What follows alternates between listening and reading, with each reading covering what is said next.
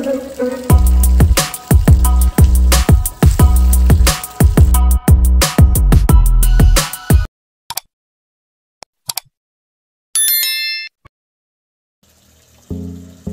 araw mga parikoy. So once again mga parikoy, nandito tayo sa ating likod bahay, no? Itong ating concrete pond. So ang gagawin natin ngayon mga parikoy is kukunin natin tong ating mga breeder size na mga red giant tilapia. Kukuha tayo ng isang pares na babae at saka lalaki para i-breed natin, ilipat natin doon sa kabilang concrete pond, yung last vlog natin na pinagawa natin ng concrete pond. So ayan mga par, umpisahan na natin ang panguhuli mga par.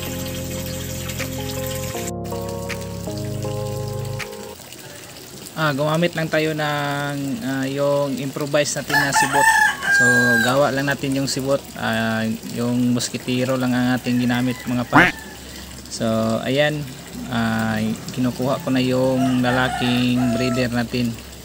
Napakalaga na atin silang ilipat or i-segregate natin sila para yung mga tilapia fry or yung mga bagong hatch na mga pispis ay hindi makakain ng mga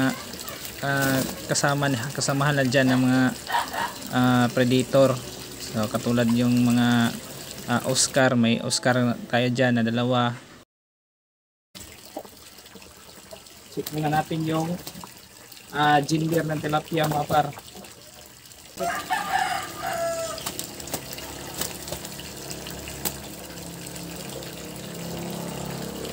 So mag-ingat lang tayo sa paghawak ng ating tilapia, no? Dahil napakatulis ng kanilang mga fins o yung mga silik lang nasa ibabaw at sa ilalim.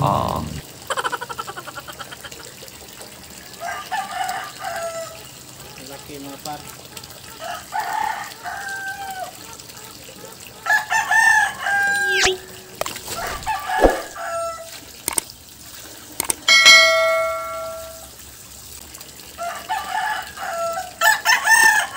So ito na yung ating mga breeder ng tilapia mga parikoy. So ayan, kita natin mga parikoy, mas malaki yung lalaki kaysa yung sa babae mga parikoy. So nilipat natin ito sa yung panagawa natin na concrete pond mga parikoy. Mga par, so ito na yung ating pinagawa na concrete pond mga par.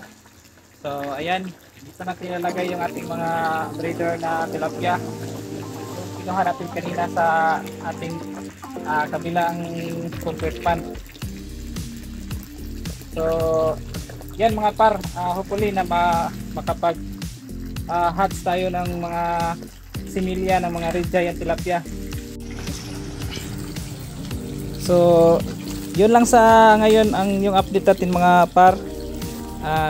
I hope na nagustuhan yung mga videos natin, at saka don't forget to like and share naman at subscribe na rin sa ating YouTube channel para sa next pa nating mga project. Lahat ay parang about sa mga isda mga parikoy. So yan lang at magandang araw.